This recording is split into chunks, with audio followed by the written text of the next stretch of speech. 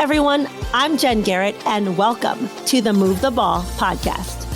On this podcast, we are going to talk about how to succeed in business and in life by putting winning strategies into practice to help you advance faster. So if you're looking to move forward and reach that next level of greatness, then you are in the right place. Now get ready. Let's suit up, show up, and move the ball. Hey everyone, Jen Garrett here. It's so great to be back with you on another episode of Move the Ball. This episode is part of my special Path to the Draft series, where I am having conversations with NFL draft prospects on their path to the draft.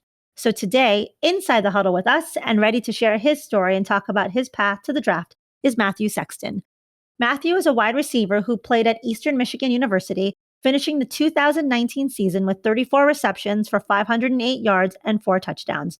Mathew played football at Clinton High School and was part of a football program that went 45-4 during his high school career, having never lost a regular season game. Mathew finished his high school career with 99 touchdowns, and he racked up 6,623 yards of total offense during his 4-year career.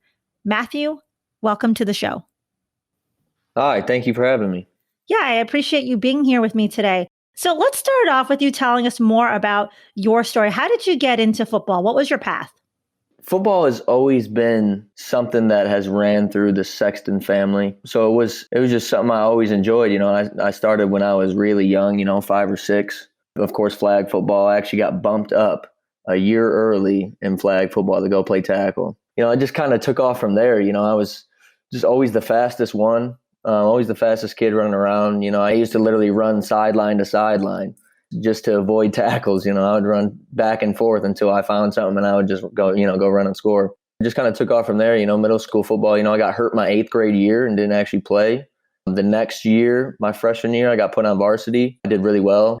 I always wanted to play football in college, but, coming from a small school, I graduated with 70 kids. Our school we probably had maybe at most 300 kids in our school overall, in our high school. So, going Division I and, getting scholarship offers from Division I schools was not something that happened really at all.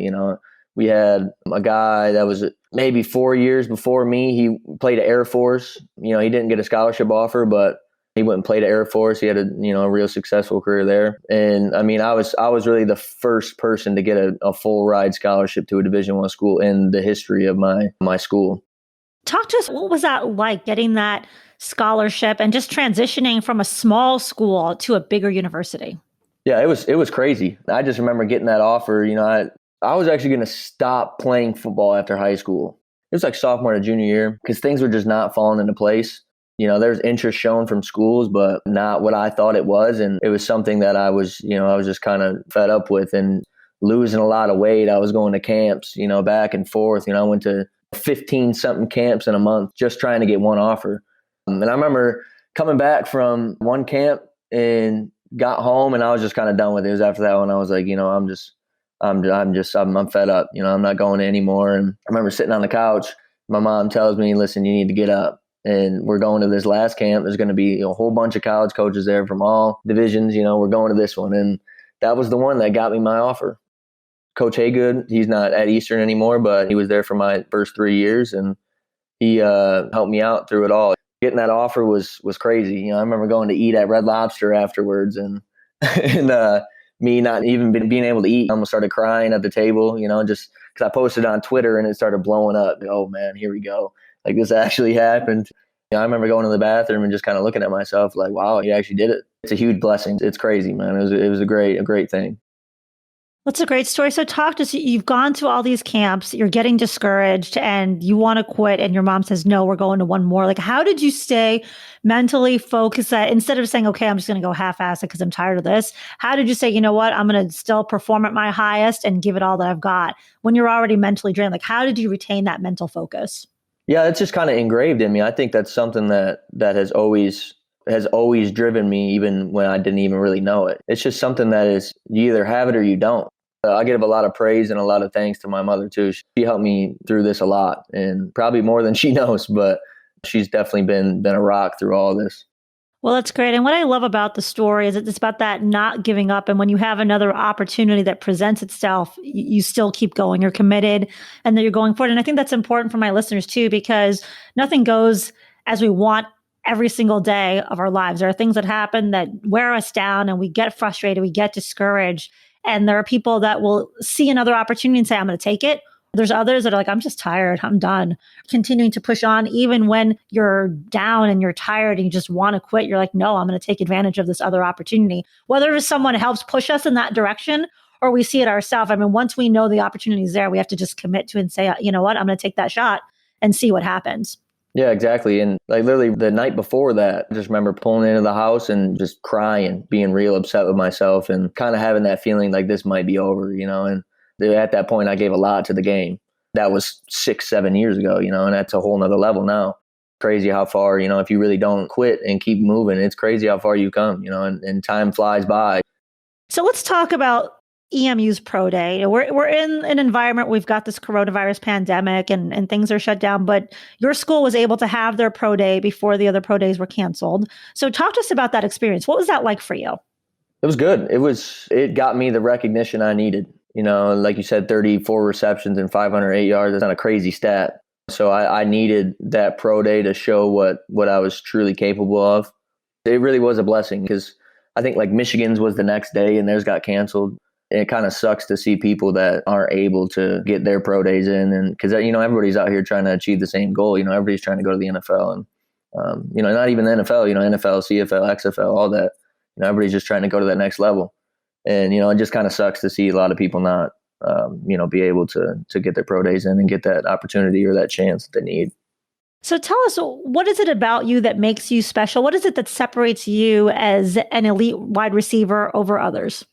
It's the versatility. I think I have some game-changing speed. The film, it shows special teams, kick returner, punt returner, punt blocks. I've had 3 big punt blocks in my career.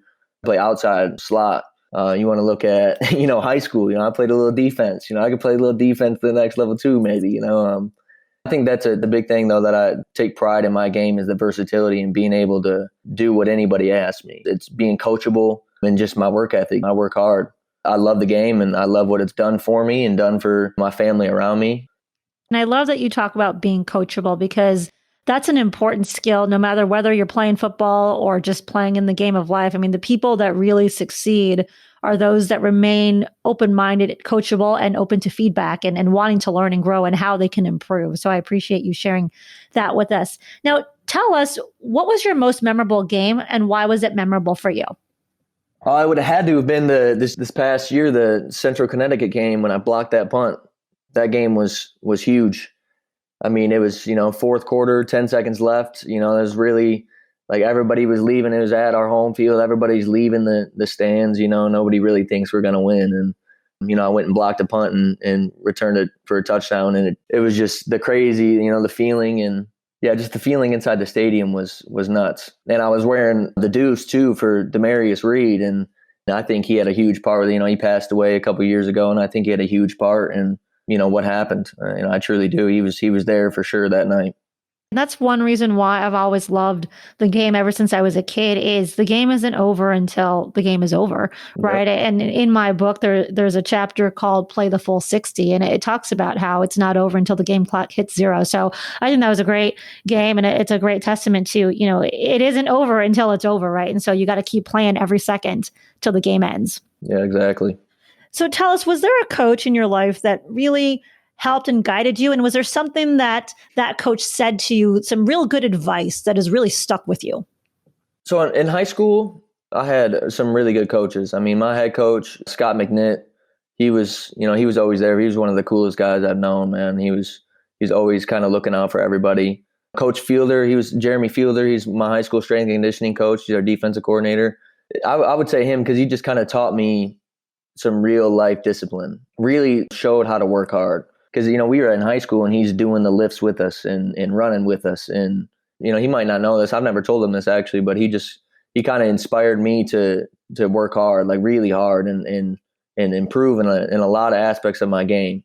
I'm forever grateful for that.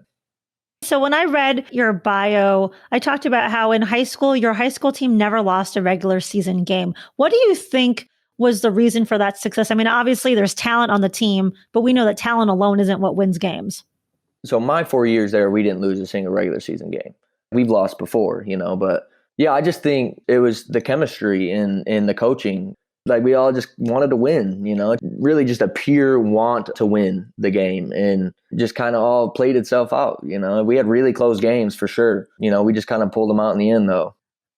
So what about habits and strategies that you've learned over the years that have really helped you to be successful? What habits have you really implemented into your life, into your routine that has helped to ensure your success? I think just discipline and like you said, like having a routine. I think having a routine is a huge part of it. Like, especially with the coronavirus stuff going on right now, I think it's important to have a routine and keep that thing going. I try to get up at a solid time, eat, get breakfast in the morning, get my body moving, maybe go for a jog, take the dogs on a run, just kind of start your day. Just having that discipline to keep doing that and keep your body moving. I think this is a real, with everything, the stay at home order. And I think this is a real testament to having that discipline and building good habits. Absolutely. What I want to do now is let's do a couple of fun questions to end the show. What's your favorite food? I'd say my favorite plate is a nice fat steak with some mashed potatoes, maybe some green beans, a nice plate of steak. Great. And then how about what's your favorite football movie? I'd say Friday Night Lights. That's a good one. I watch it many times, over and over. Yeah, it's a tearjerker too. How about what's your favorite professional sports team? It doesn't have to be football. I like the Tigers, the Detroit Tigers. Yeah, they've gone through a lot, so I like the Tigers. Gotcha. Okay. And then if you could be any superhero, who would you be and why? I'd say Superman because he's the model hero. Got the physique, flying would be cool. He got super strength and stuff. And lastly, how can people follow you on your journey? What social links do you have that we can watch you? Yeah, you can go Twitter. My Twitter handle is at Mathew Sexton 2. And then my Instagram is Mathew_Sexton 10. Okay, great. And we will put all of those in the show notes as well, so you can follow Mathew on his journey. So Mathew, thanks you so much for being on the show and sharing your story with us. Yeah, thank you for having me. I wish you much success in the draft and in this new chapter. And thanks to everyone for listening to today's episode. And we will catch you next time. Until then, make sure that you suit up, you show up, and you move the ball. Thank you for listening to Move the Ball. To see more about what I'm up to and how I can help you to move the ball, check out my website at www.jenniferagarrett.com. Make sure you subscribe to the podcast so that you never miss an episode. And also join the Move the Ball Facebook group for even more content and to be a part of the Move the Ball movement.